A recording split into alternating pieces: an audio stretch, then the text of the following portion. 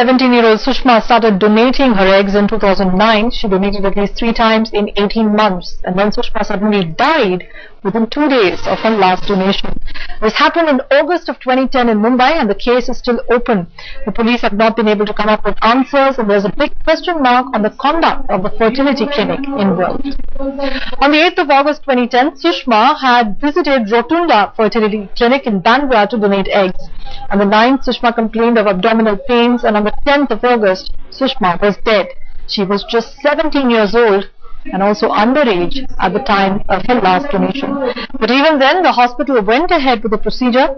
They later claimed that they had given a false age certificate. They were given a false age certificate by the girl herself. Sushma had been going to the clinic since she was 16 and she was 17 when she last went to donate her eggs. There has been no legal closure on Sushma's death. The case is still being looked into, and the Bombay High Court has even pulled up the police for not probing the role of the hospital in Sushma's death. Justice R.C. Chavan has been quoted as saying that the Rotunda hospital had flagrantly violated guidelines.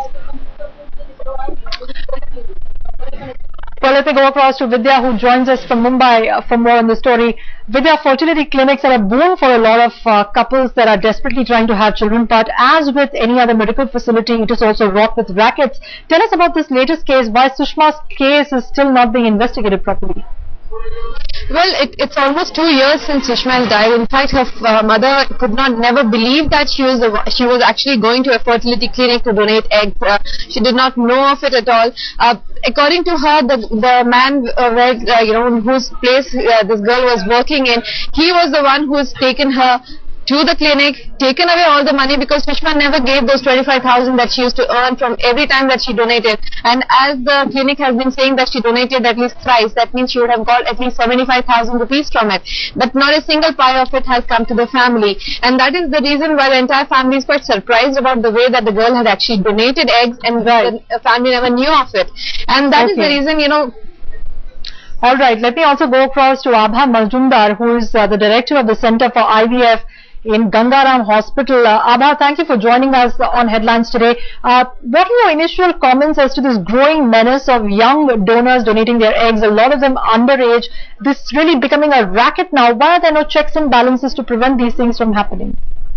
I think the ICMR accreditation needs to be brought into action very soon, and we all need to not only be accredited by ICMR but self also. We need to understand that these young donors are very vulnerable to having complications, especially when they are given these stimulant drugs, and we have to only give them soft stimulation. This is being followed by most of the ART clinics abroad. That donors are the target for just soft stimulation. Our target is to get 7, 8, 10 eggs, not more than that.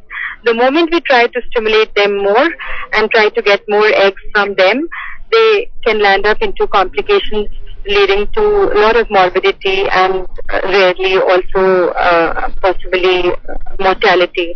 I don't know the reason why this girl died 2 days later, but the only possible cause after oocyte donation could be hyperstimulation of the ovary, but it could be